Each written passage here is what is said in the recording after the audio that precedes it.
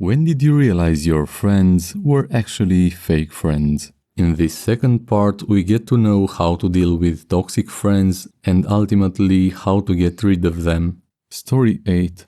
I was at a party, really depressed after a bad breakup and got drunk. My abusive ex showed up, caught me somewhere alone and hit me. I begged several friends for help since I was too drunk to drive home alone and they ignored me. My ex-best friend was there, completely sober, and refused to drive me home because she didn't believe he would do that. There's no Uber or anything in my country, by the way. The whole thing escalated. One guy I didn't know ended up finding me, alone, in a field, crying and throwing up, brought me back to the house, built a bed out of blankets for me, and set guard all night to make sure my ex wouldn't do anything again. Comment: what happened after that? Did you find any new friends? Did you get your ex to leave you alone? Reply: I moved away for uni and only saw him 2 more times, in public places where he would just glare at me. I blocked him everywhere. He was kicked from the friend group later for unrelated stuff.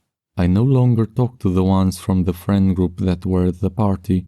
I found new friends at uni and met an amazing guy that didn't give off a single red flag during the time I took to carefully get to know him. We're engaged and have a baby on the way. Story 9.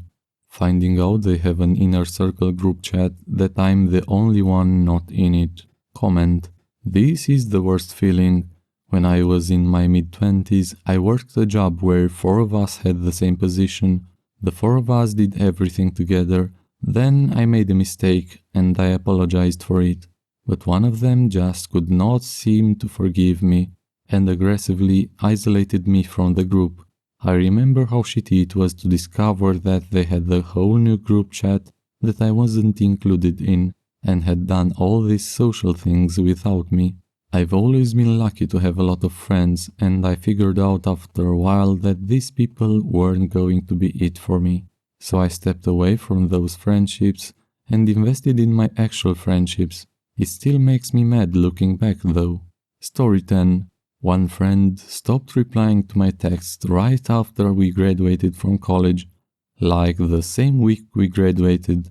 So I was pretty much just a study buddy that they kept close to keep me helping them. Comment: same thing happened to me. Was friends with so many people during college, and the last 3 weeks was an unpaid work placement in which we had to go back to school to hand in our paperwork. Not one of them spoke to me or would even answer me if I said something to them.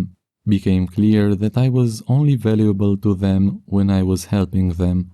Class awards had me down as most willing to help classmates. Story 11. When I went through a divorce and was down to $700.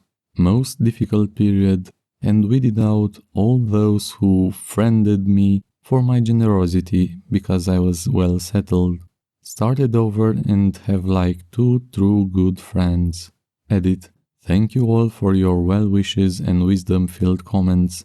Incredible how sometimes you get more support and well wishes from strangers than folks who led you to believe to be your well wishers.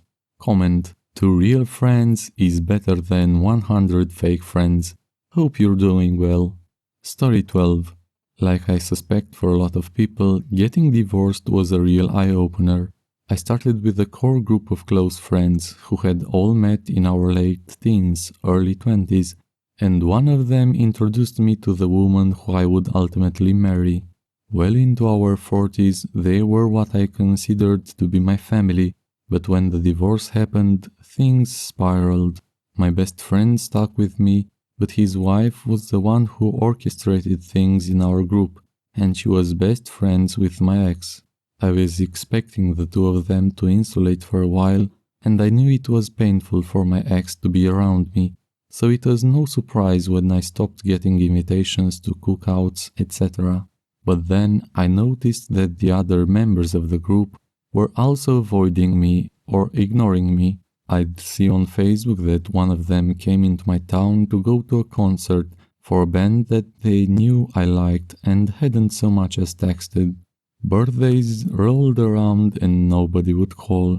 When my parents both died within a few months of each other and not one of them reached out, I knew where I stood. My best friend needs to get credit though. Alone from all of them, he made a consistent effort to stay in touch and see me regularly.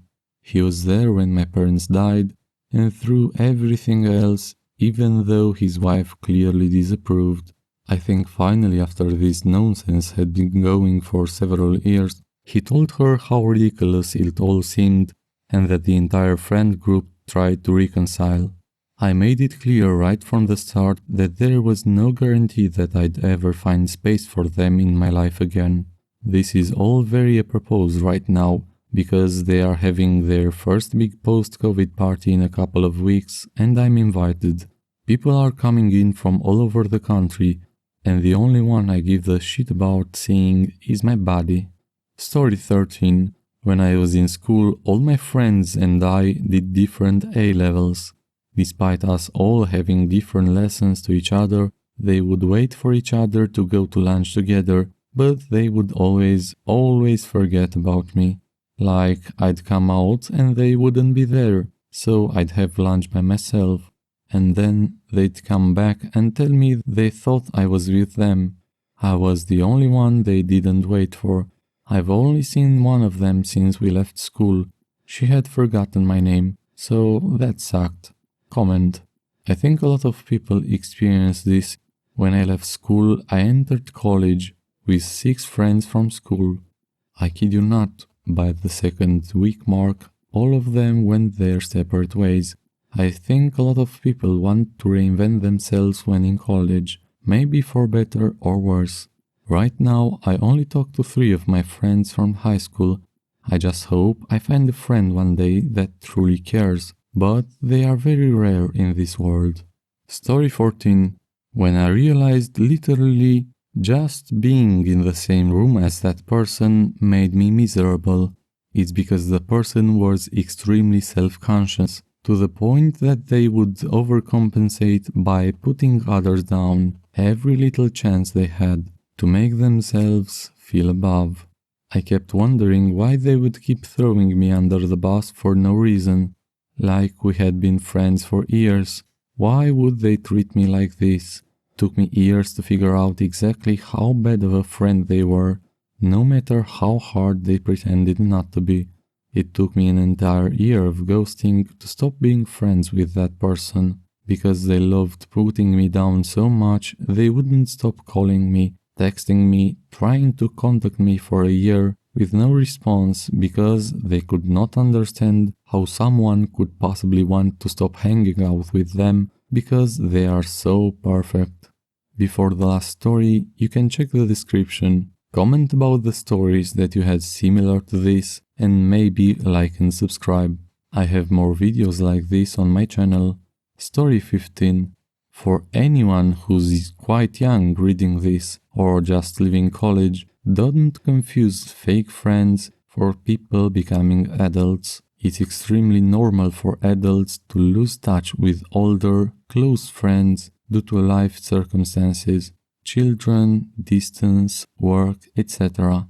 That doesn't mean they are fake friends. It just means they have higher priorities than hanging out or chatting than they used to. You'll often find those fake friends are happy to see you when either they or you make it easy, convenient. That might be frustrating, but it's a normal part of growing up and likely something you'll do too. P.S. The post-college bit is the most jarring because everyone becomes an adult at a different pace. So people drop off, and if you're not ready yet, it can seem like people are dropping you as a friend. Just make it easy for them, and you'll very likely pick things up right where they left off. Remember to watch the first part of this on my channel. I think you will like the video that's showing on the screen. You could also check my channel and subscribe for more. Have a pleasant rest of the day, and I'll see you in the next one.